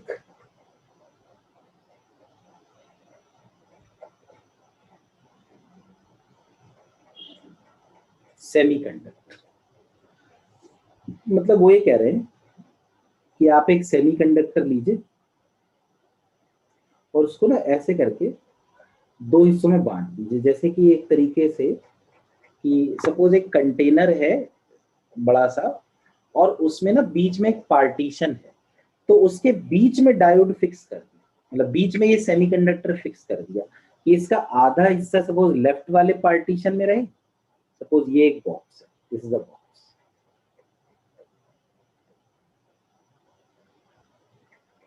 और इस बॉक्स की ये दीवार है और यहाँ पर एक छोटी सी ओपनिंग है और यहाँ पे हमने इस तरीके से लगा कि लेफ्ट वाले हिस्से में आधा हिस्सा रहे और राइट वाले पार्ट में आधा हिस्सा रहे।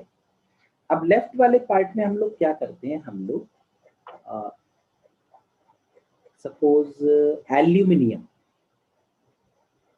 से डोपिंग कराते हैं। एक्चुअली कराते क्या है, वो एल्यूमिनियम को ना इतना गर्म कर देते हैं कि उसकी वेपर बन जाए, गैस बन जाए, और उस गैस को यहाँ रिलीज कर देते हैं, तो वो एल्यूमिनियम धीरे धीरे इसके अंदर घुसता जाता है, तो ये पी टाइप बनने लगता है। और दूसरी तरफ फॉस्फोरस है, ठीक है, उसको भी ऐसे कर देते हैं कि उसके एटम्स इसके अंदर डिफ्यूज करते हैं, तो धीरे धीरे क्या होता है, एक तरफ लेफ्ट साइड में पी टाइप बनता जा रहा है। पी टाइप का मतलब क्या होता है कि कई सारे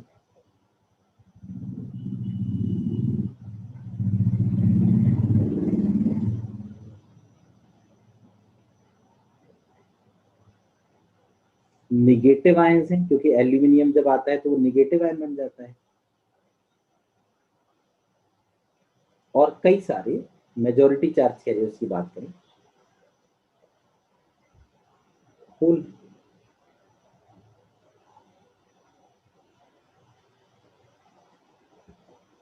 दूसरी तरफ फॉस्फोरस जो है वो पॉजिटिव आयन बन जाता है, तो फॉस्फोरस यहां बना देते हैं।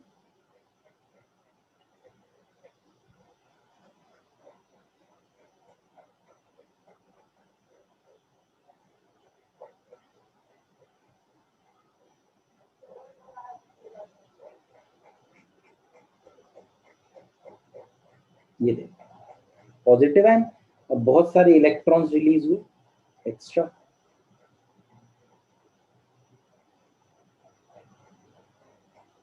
ये और अब इसको हटा देते हैं बॉक्स, तो this has become a PN junction diode. तो कैसे बनाया जाए ये तो आपको समझ में आ गया।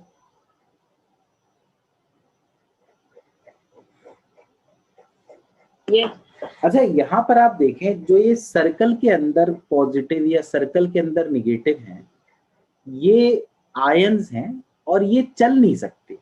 इसलिए नहीं चल सकते क्योंकि जैसे एल्यूमिनियम है या फॉस्फोरस है ना, उसे चारों तरफ से सिलिकॉन से बॉन्डेड है, तो it is unable to move, ये पॉजिटिव वाले या नेगेटिव वाले। लेकिन जो होल है,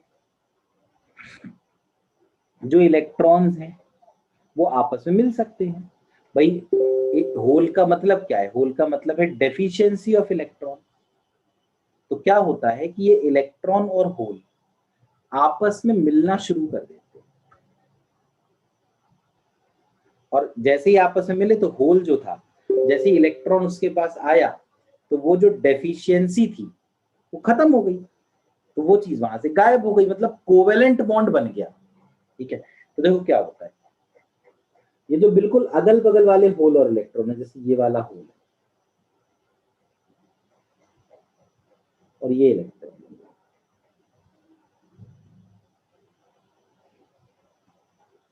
दोनों कंबाइन हो गए, हट गए। देखो ये वाला होल और ये वाला इलेक्ट्रॉन कंबाइन हो गए। ये देखो ये वाला होल, ये वाला इलेक्ट्रॉन कंबाइन हो गए, हट गए। तो इतना हिस्सा ऐसा हो गया जिसमें इलेक्ट्रॉन और होल बचे ही नहीं।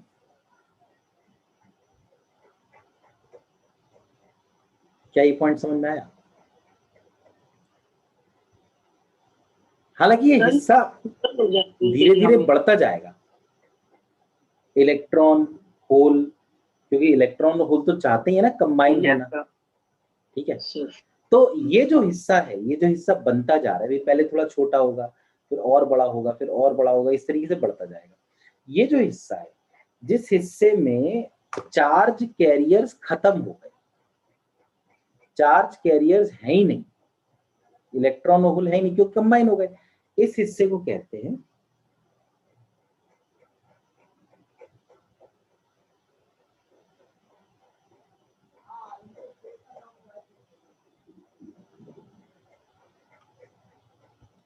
Depletion region.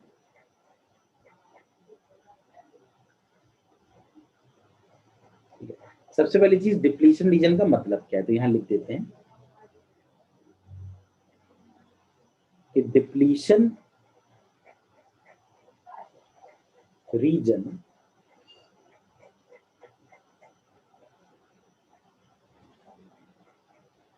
is a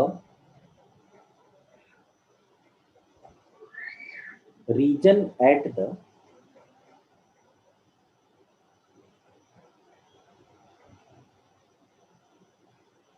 boundary of p-type and n-type, boundary of p-type and n-type, where no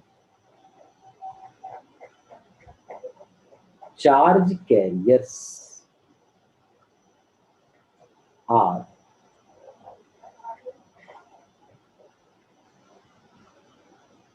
present. No charge carriers are present.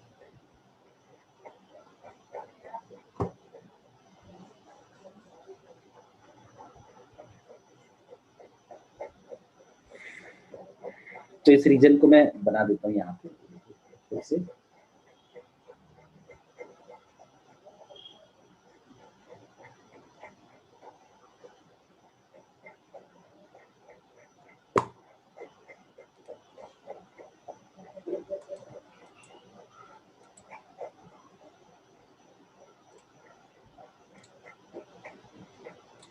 ये देखो, अब अगर आप थोड़ा सा यहाँ पे देखें तो ये जो हिस्सा है,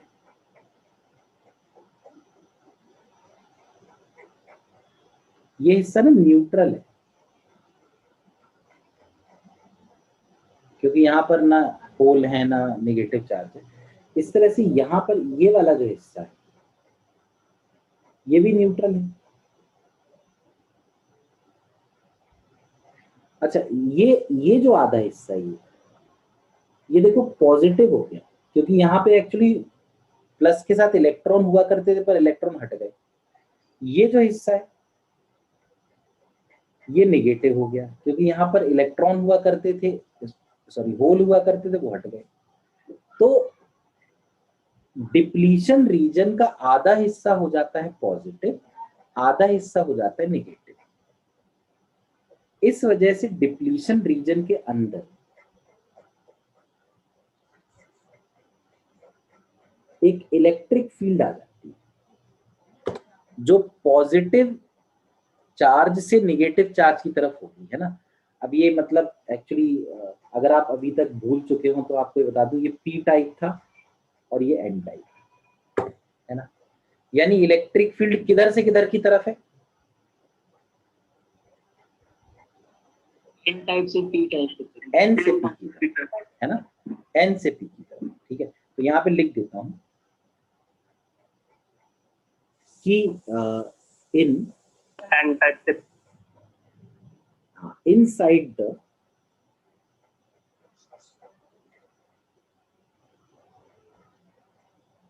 डिप्लीशन रीजन के अंदर there is an electric field directed from N type to P type. ठीक है, अब ये इसको दोबारा से यहां पे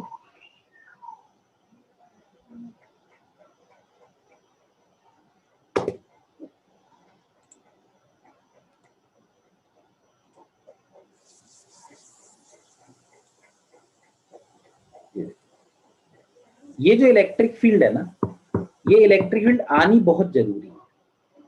क्यों जरूरी है? देखो, जैसे अब मैंने आपको बताया था कि इलेक्ट्रॉन और होल क्या कर रहे हैं, कंबाइन करते जा रहे हैं।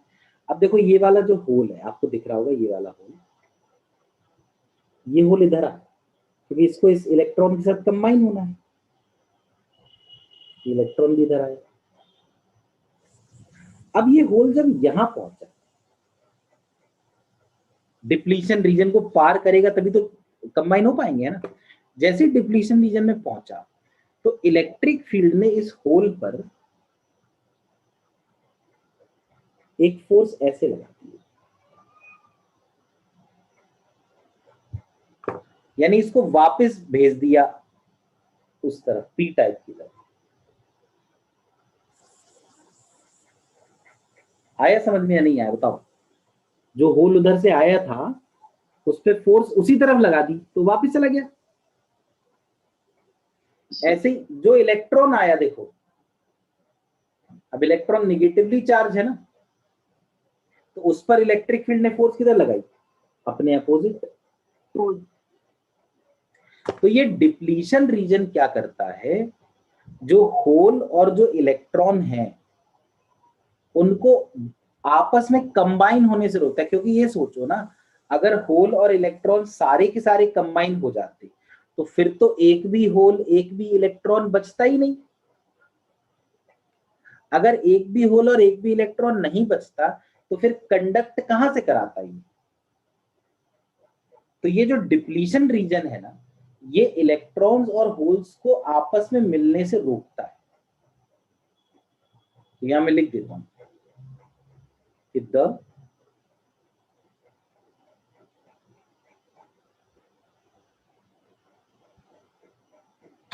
Depletion region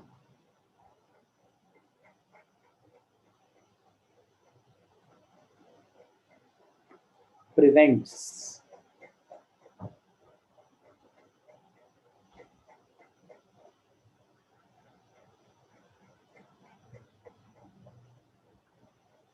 the majority charge carriers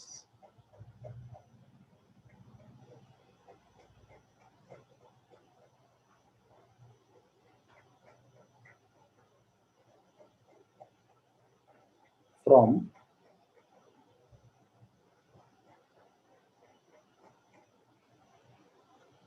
crossing the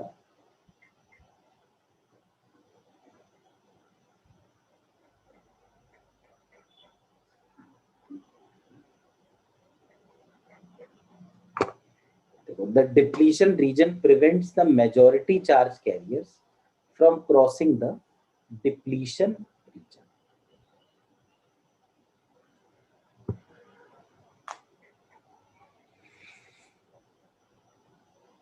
कर लो इस हिस्से को कॉपी।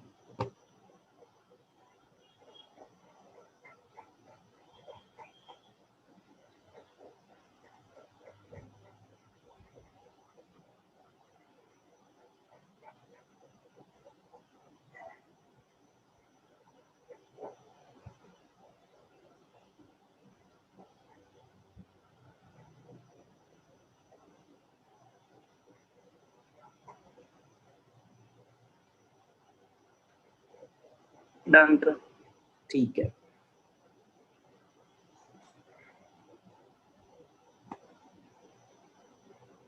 फिर से डायग्राम बना देता हूं यहाँ पे। ये देखो न्यूट्रल न्यूट्रल और यहाँ इलेक्ट्रिक फील्ड, बाकी कहीं इलेक्ट्रिक फील्ड नहीं है, डिप्लीशन रीजन में है ना। ये पूरा हिस्सा जो है, ये पूरा हिस्सा पी टाइप है,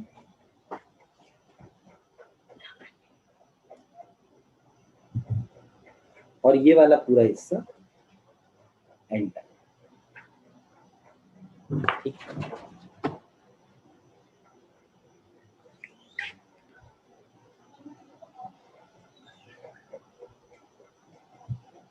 क्या आपको ये याद है कि अगर अपन लोग इलेक्ट्रिक फील्ड की तरफ जाएं तो अपना पोटेंशियल कम हो जाता था, और अगर उल्टा जाए तो पोटेंशियल बढ़ जाता था? Yes sir.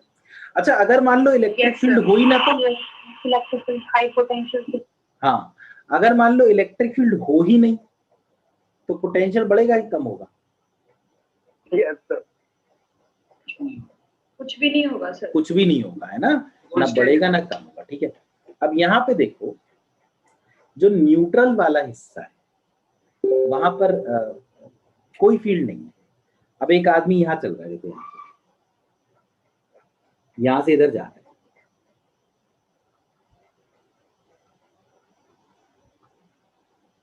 तो जब वो यहाँ पे है,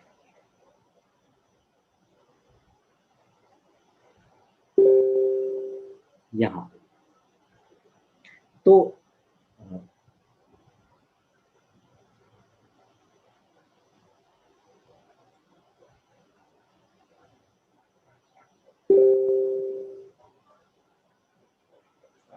जब वो यहाँ चल रहा है तो यहाँ पहले उसे न्यूट्रल रीजन में कोई फील्ड मिली ही नहीं, तो वो कहेगा मेरा पोटेंशियल सेम है, कांस्टेंट है हमेशा। लेकिन जब वो डिप्लीशन रीजन में घुसा तो उसे फील्ड मिल गई, तो वो कहेगा यार अब मैं फील्ड के अपोजिट जा रहा हूं, तो अब मेरा पोटेंशियल बढ़ने लगेगा। जब वो डिप्लीशन रीजन से फिर बाहर निकला तो फिर न्यूट्रल हो गया। ये है देखो एन का potential, potential of the N side, और ये है potential of the P side. तो किसका पोटेंशियल ज्यादा है,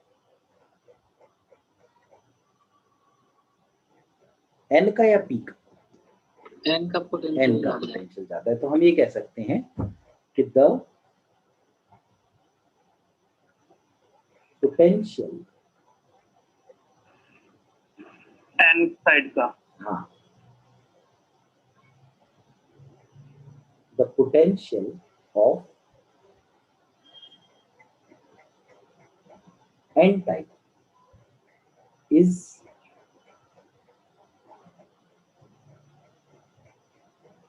more than the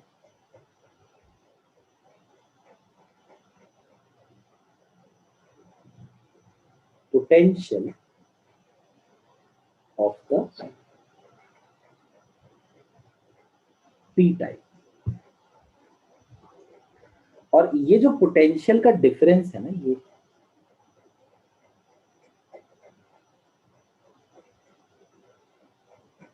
delta V, तो दिस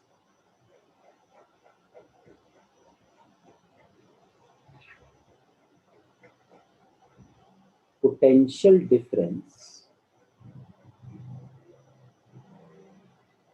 is called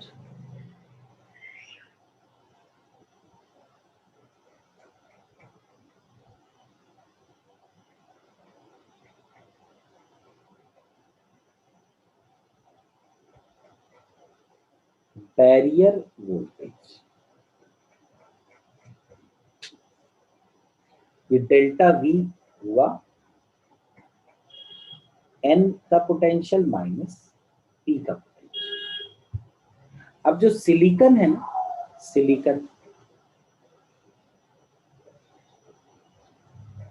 सिलिकॉन के लिए ये जो पोटेंशियल का डिफरेंस होता है ये होता है 0.7 वोल्ट्स, और जर्मेनियम के लिए ये जो पोटेंशियल का डिफरेंस होता है ये होता है 0.3 वोल्ट्स। ये हम वैल्यू याद कर लें।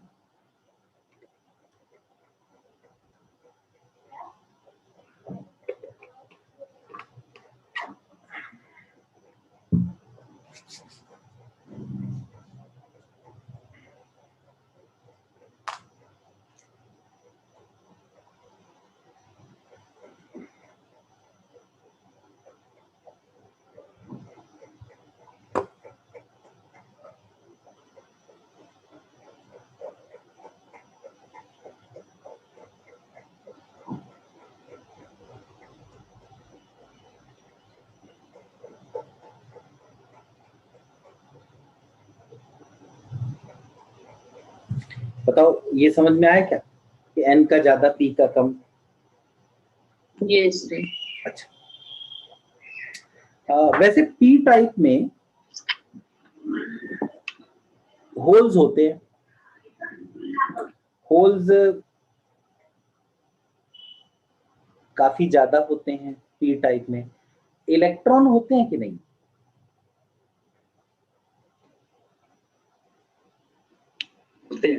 होते हैं पर कम होते हैं ना, तभी उन्हें माइनॉरिटी चार्ज कैरियर कहते हैं। ऐसी n टाइप में इलेक्ट्रॉन्स तो खैर बहुत ज्यादा होते हैं पर होल्स भी होते हैं।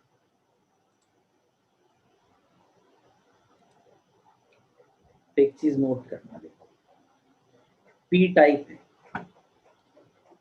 p टाइप ये जो है ये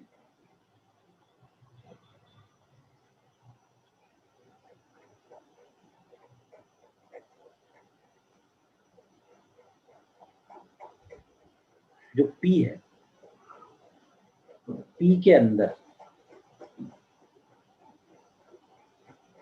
इलेक्ट्रॉन भी प्रेजेंट है। रेड कलर से मैं इसको बना रहा हूं। ये इलेक्ट्रॉन अगर इधर आया और यहां पहुंच गया, तो ये जो इलेक्ट्रिक फील्ड है, आपको तो पता ही है कि इलेक्ट्रिक फील्ड निगेटिव चार्ज पर अपोजिट डायरेक्शन में फोर्स लगाती है, तो ये ऐसे फोर्स लगाएगी।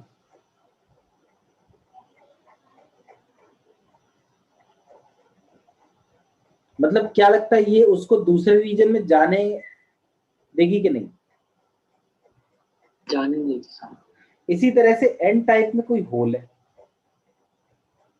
माइनॉरिटी, अब ये इधर आ रहा है, जब ये यहां कहीं पहुंचा होगा यहां, तो इस पर जो फोर्स लगेगी इलेक्ट्रिक, वो ऐसे लगेगी। मतलब मेजॉरिटी चार्ज कैरियर्स को तो ये रोकती है इलेक्ट्रिक फील्ड, लेकिन माइनॉरिटी चार्ज कैरियर्स की मदद करती है।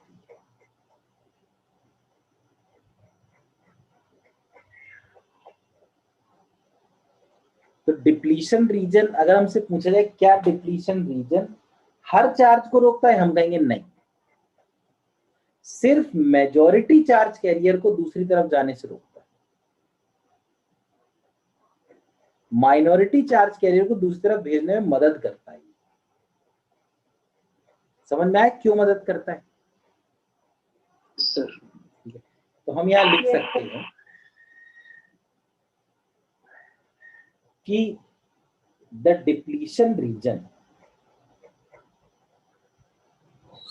Yes sir, the depletion region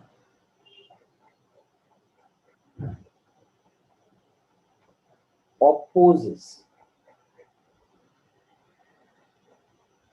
the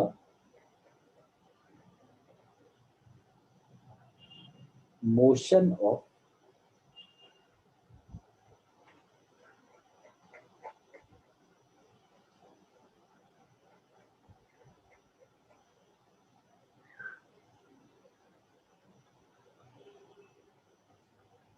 majority charge carriers,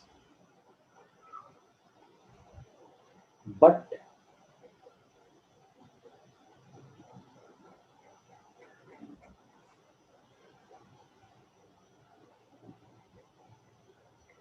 supports the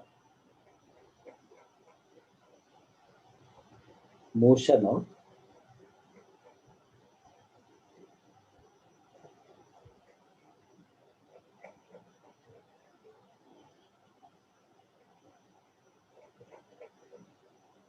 minority charge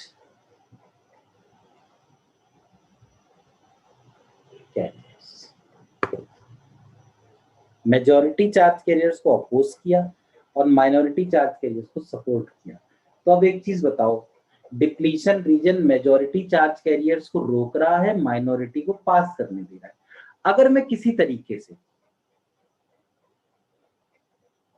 depletion region को कम करता जाऊं, तो ऐसा करना किसके लिए सही रहेगा, मेजॉरिटी के लिए कि माइनॉरिटी के लिए? मेजॉरिटी के लिए, क्योंकि उन्हीं को तो रोक रहा है। और अगर मैं डिप्लीशन रीजन को बढ़ाता जाऊं तो ये किन के लिए सही रहेगा, माइनॉरिटी। तो हमने दोनों ही प्रोसेस करी, एक में डिप्लीशन रीजन को बढ़ाया ताकि मेजॉरिटी चार्ज कैरियर्स फ्लो करे, दूसरे नहीं एक में डिप्लीशन रीजन को कम किया जिससे मेजॉरिटी चार्ज कैरियर्स फ्लो कर पाए, एक में डिप्लीशन रीजन को बढ़ाया जिससे माइनॉरिटी चार्ज कैरियर्स फ्लो कर पाए। तो ये जो प्रोसेस होती है ना विड्थ, डिप्लीशन रीजन की विड्थ को बढ़ाना या कम करना, इसको कहते हैं बायसिंग।